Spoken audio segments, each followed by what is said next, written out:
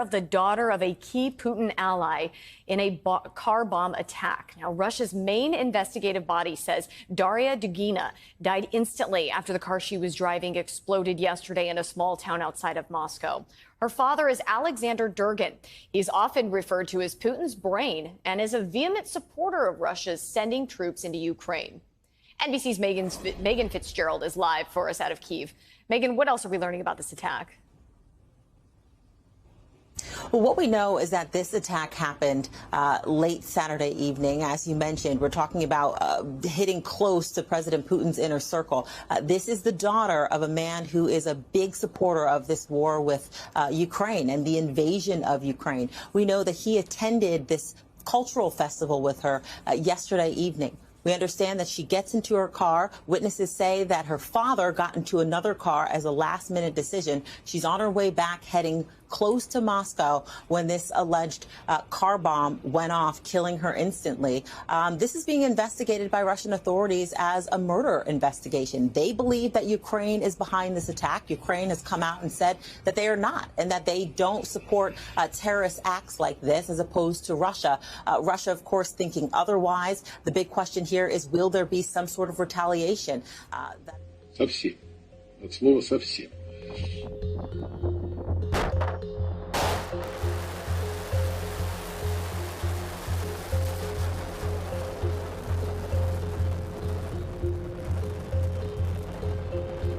Американцев таких ракет нет и никогда не было.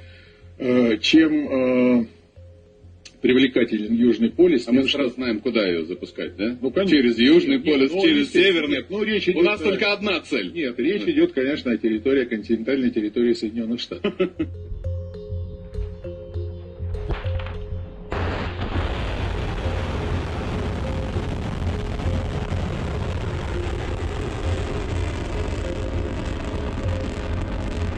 так, на секунду. Эта ракета, если окажется там, где, в общем, она могла бы оказаться в худшем случае, способна уничтожить какого рода объекты, какие площади, территории?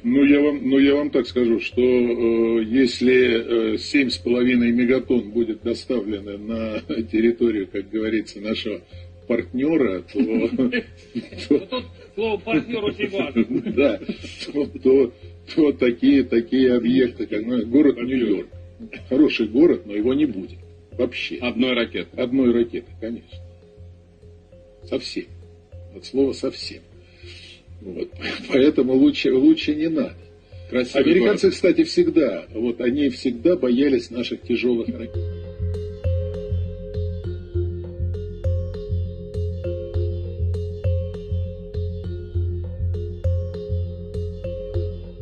Уникальное оружие будет укреплять боевой потенциал наших вооруженных сил, надежно обеспечит безопасность России от внешних угроз и заставит задуматься тех, кто в полуоголтелой агрессивной риторике пытается угрожать нашей стране. Why are we getting warned about how to stay safe from a nuclear attack right now? Like, what?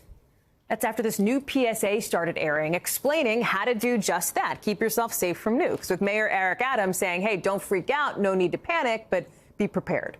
The odds of a nuclear attack, pretty low. But city officials at the Office of Emergency Management want to make sure you know what to do to stay safe if it ever came to that. Pretty basic stuff. Go inside and stay there. But people are wondering what is up with the timing of this message. Isa Gutierrez explains. So there's been a nuclear attack. Don't ask me how or why, just know that the big one has hit. New York City officials releasing a PSA on what to do in case of a nuclear attack. Their instructions: get inside, and stay tuned. PSAs like this seem like a waste until something bad actually happens. And then they are potentially very valuable. But no need to evacuate just yet. In a statement, the New York City Department of Emergency Management saying that, quote, the likelihood of a nuclear weapon incident occurring in or near New York City is very low. There's no specific threat. We've received feedback that, not surprisingly, this scenario is something that people don't feel prepared for, and they ask us for advice. So, this was an effort to provide some straightforward advice around a difficult topic. Mayor Eric Adams adding that the move comes amid rising tensions in Ukraine. I'm a big believer in better safe than sorry. I take my hat off to OEM. This was right after the attacks in the Ukraine. Is a nuclear attack something you think about at all? Is that on your mind?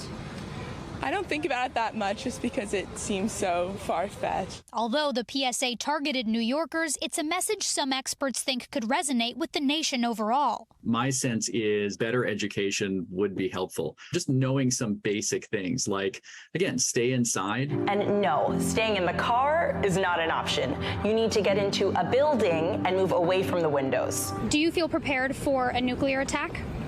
No. Not by a long shot. I don't know what I would do. Maybe that doesn't sound very intelligent, but I really don't know what I would do. PSAs like these were common just a few decades ago. First, you duck, and then you cover. And they may become common with groups like the Bulletin of the Atomic Scientists, sounding the alarm. They manage the doomsday clock, designed to warn the world about man-made threats like nuclear war, amongst other issues. Recently, they set the clock for 100 seconds to midnight, saying in part, quote, Russia's invasion of Ukraine has brought this nightmare scenario to life, with Russian President Vladimir Putin threatening to elevate nuclear alert levels and even first use of nuclear weapons if NATO steps in to help Ukraine. This is what 100 seconds to midnight could resonate with New Yorkers, but people all over the country, right? Yeah, absolutely, Hallie. And experts are saying that the U.S. as a whole really isn't prepared. And like you heard from those folks I spoke with today, they really don't know what to do in case of one of these emergencies. Columbia University's Center for Nuclear Studies in 2018 said the U.S. and its citizens is not prepared for any type of nuclear disaster and its aftermath. And you look at a lot of the emergency preparedness websites across the country for the different states, and many of them don't have information for this type of situation, telling people what to do or how to prepare. But people can go to ready.gov if they are interested in how they can prepare for this type of event. Some of the things that they say is, number one, look for possible shelter locations. It's got to be somewhere that you are often, school, home. In the news, we're all gonna die. Oh my God! In the news, we're all gonna die.